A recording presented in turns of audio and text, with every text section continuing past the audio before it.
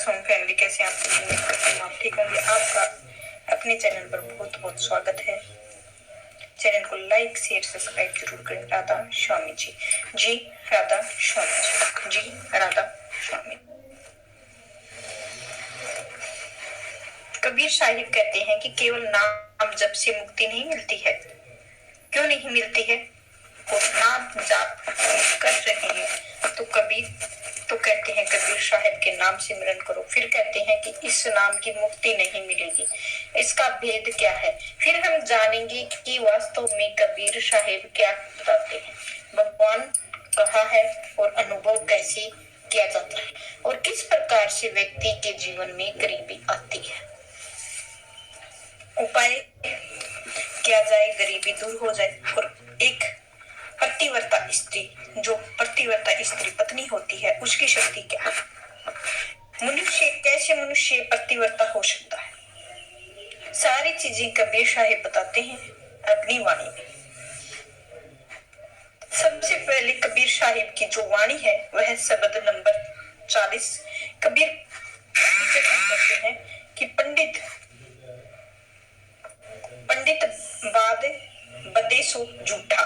जब कबीर साहिब से प्रश्न किया जाता है तो आप कहते हो कि नाम सिमरन से मुक्ति नहीं मिलती है, इसके पीछे का भेद क्या है? तो साहिब कहते हैं कि पंडित बाद बदे सो झूठा, राम कहे जगत गति पावे, खांड कहे मुख पीठा। जो पंडित कहते हैं कि भाई राम राम जपो, राम राम जय श्री राम बोलो, जय श्री राम बोलो, यह राम राम कहने से ही इस जगत की मुक्ति नहीं होगी। क्योंकि यदि केवल राम राम कहने से मुक्ति हो जाती तो फिर खांड खांड कहने से मुख भी मीठा हो सकता था। कबीर साहिब ने इस चीज को स्पष्ट कर दिया है कि भाई ऐसा नहीं होता है। क्या तुम पावक कहे पाओ, जो डाहे जल कहे त्रि बुझाई। क्या तुम जब भी आग आग कहते हो तो उसमें पैर जल जाता है? नहीं जलता है। ना तो पैर जलता है। जब तुम अग्नि के अंदर अपना पैर डालोगे, जब तुम सिर्फ आग आग कह रहे हो तो उससे पैर नहीं जलेगा। ऐसे ही जब जल पियोगे तो तुम्हारी प्यास बुझेगी। बोलने से प्यास नहीं बुझेगी तो केवल जल कहने से प्यास नहीं बुझती। तो इसी प्रकार राम राम कहने से इस जगत की गति नहीं होती है, जगत से मुक्ति नहीं होती है। तो कबीर साहिब की यह बात सुनकर जो लोग थे वो बोले कि आप तो कहते हैं कि स्वयं भाई राम नाम जपो, श्वास श्वास में नाम जपो, श्वास श्वास में नाम ले, वरदा श्वास मत खोए ना जाने, इस श्वास की फिर आवन ना होए यह स्वयं आपकी वाणी है। और फिर इस बिल्कुल सही बात है। भोजन कहे भूख जो, बाजे तो दुनिया तर जाए नर के संसुआ। हरि बोले हरि प्रताप न जाने साहिब। कहते हैं कि भाई कि भोजन भोजन कहने से क्या तुम्हारी भूख भागती है? नहीं, तुम्हारा मुख सूखा जाएगा। इसी प्रकार केवल राम राम कहने से जगत की यदि गति हो जाए तो दुनिया तर जाएगी, सारी दुनिया पार हो जाएगी। राम कहने से जगत की गति हो जाती है। तो लेकिन ऐसा नहीं होता है। ना खांड कहने से मुख मीठा होता है और ना आग कहने पर पैर जलता है। भोजन कहने से भूख भागेगी तो कब भागेगी? जब तुम जल ग्रहण करोगे। प्यास जाएगी जब तुम भूख को भगाओगे। भोजन करके तब भूख भागेगी। जब तुम अग्नि पैर पे डालोगे तो भागेगी। कहने का अर्थ यही है कि तुम अनुभव करो तभी भूख भागती है। अगर अनुभव नहीं किया हो तो अनुभव नहीं किया तो वह मुक्ति नहीं होगी। अनुभव किया तो नहीं तो फिर शरीर ऐसे ही हो जाओगे जैसे एक तोता होता है। नर के संग सुआ हरि बोले, हरि प्रताप न जाने तो कभी ही उड़ जाए। जंगल में तो हरी सूरत ना आने। और जैसे कोई व्यक्ति वो तोता पाल लेता है और इंसान जब राम राम करता है तो तोता भी साथ साथ में बोलता है राम राम, लेकिन उस नाम की महिमा तो नहीं जानता है। वह उस राम की महिमा नहीं जानता है जब तक वह उसे क्या बोल रहा है, उसका क्या प्रताप है और महिमा उसका गुण क्या है, भाव क्या है और वह बोल रहा है उसका अर्थ क्या है। मतलब तो फिर वे क्या फर्क पड़ेगा? बेशक कितना भी राम राम कहते और राम राम राम राम जैसे ही बिल्ली दिखी नहीं सारा सारा राम राम राम भूल जाते हैं। और फिर क्या होता है, टे टे टे टे, यही इंसान की हालत होती है। यह इंसान भी बैठा राम राम राम करता है और जैसे ही मौत नजदीक आती है राम राम भूल जाता है, क्योंकि उसको उस राम नाम का प्रताप कभी भी अनुभव हुआ ही नहीं है। सिर्फ राम राम रटता जाए और अनुभव नहीं किया जाए, इसलिए राम की महिमा नहीं जान सकता है, उस नाम की महिमा नहीं जान सकता है, इसीलिए मुक्ति नहीं होगी चाहे कितना भी राम नाम जप क्यों ना कर ले। साहिब कहते हैं कि वही तो राम राम कहता है, यदि पिंजरे में उड़ जाए तो वह जंगल में उड़ जाए तो वह वापस नहीं आता है। फिर उस बंधन में से उसके बाद फिर जैसे ही वह उड़ता है तो वह टह टह करता उड़ता है, फिर राम राम करता हुआ नहीं उड़ता है। उसके हृदय में सूरत में कभी हरि राम नाम का आता ही नहीं है। इसीलिए उसके भेद को समझो और क्या कि बिन देखे बिन अरस परस बिनु नाम लिए हुए क्या होए धन के कहे धनिक, जो होवे निर्धन रहे ना कोई, कि जब तक तुम अनुभव नहीं करोगे, जब तक तुम उस नाम का प्रताप देख नहीं लेते हो, तब तक तुम उसकी परख नहीं कर लेते हो नाम की, तब तक कितना भी क्यों ना नाम जपते रहो, तुम्हारी मुक्ति नहीं होती है।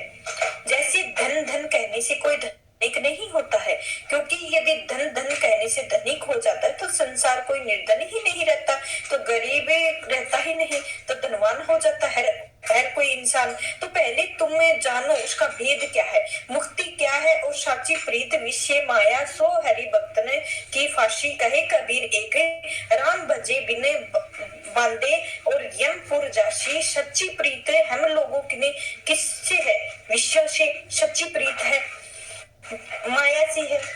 तो सोचो जिसकी प्रीत विषय और माया से होगी वो किस प्रकार से मुक्ति पाएगा। जो हरि भक्ति अगर किसी को मिल जाती है तो उन्हें लगता है कि मानो फांसी लग गई है, क्योंकि यह माया है, यह विषय वासनाएं जो है, जो विषय वासनाएं हरि भक्तों में फांसी ही तो है। इसीलिए हरि भक्ति इससे बचे रहते हैं, क्योंकि यदि कोई हरि भक्ति विषय में माया में फंस गया है तो इस संसार में फंस गया है, फंसा रह गया है। तो साहिब कहते हैं कि बिना उस राम नाम के सिमरन किए और तुम लोग हैं यमपुर में बांधे हो जाओगे, काल के ग्रास में बनोगे, यमराज दरबार जाना होगा, मुक्ति नहीं होगी। जब इस शब्द के अंदर कबीर साहिब ने कई चीजें बताई है, पहले इन चीजों को बताई है और अनुभव नहीं कर लेते हैं, प्रभु तक आप नहीं कर पाएंगे तो आप नाम की महिमा नहीं जान पाएंगे, तो मुक्ति नहीं हो पाएगी। तो अनुभव करो और पहले जानो कि वास्तव में मालिक की नहीं जैसे कैसा है, कैसे उसका अनुभव किया जाता है। दूसरा प्रश्न उठता है कि धन कहे धनिक होवे निर्धन रहे ना कोई।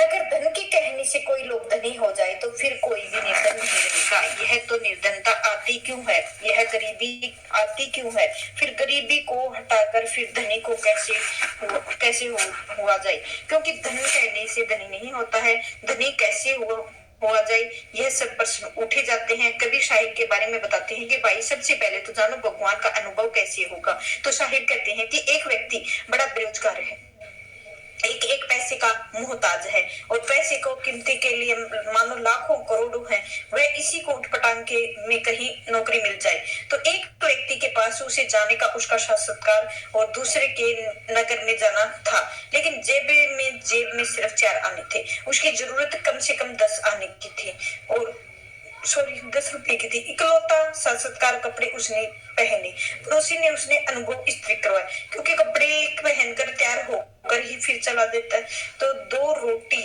मुश्किल से उसने खाई होंगी और फिर चल दिया। चिलचिलाती धूप में तरबतर शायद कोई पहचान वाले मिल जाए, पसीने में तरबतर हो गया और चलते चलते उसको पहचान वाला भी मिल गया, कोई उस अपने टांगों में बिठा ले और उसे बैलगाड़ी उठा ले। परेशान हो गया, नगर में जाना था, काफी देर तक खड़ा रहने के बाद कोई नहीं दिखा और मन में घबराहट और मासूमी थी, क्या करूंगा, कैसे पहुंचूंगा।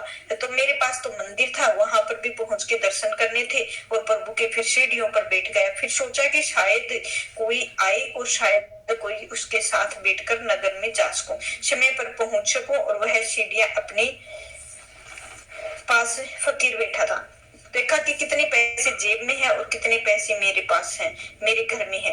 तो फिर पैसों के टकराया और उसको नजरें उसकी हालत समझ के वो फकीर कहता है कि क्या कुछ मदद कर सकता हूँ तुम्हारी। तो उस व्यक्ति ने मुस्कुराते हुए कहा कि आप क्या मदद करोगे। तो उस फकीर ने कहा कि चाहो मेरे पूरे पैसे रख लो। वह मुस्कुराता हुआ बोला कि इन पैसों की मुझे जरूरत नहीं है। वह व्यक्ति चौंक गया। उसने पूछा कि आपको कैसे पता कि मेरे को पैसे की जरूरत है।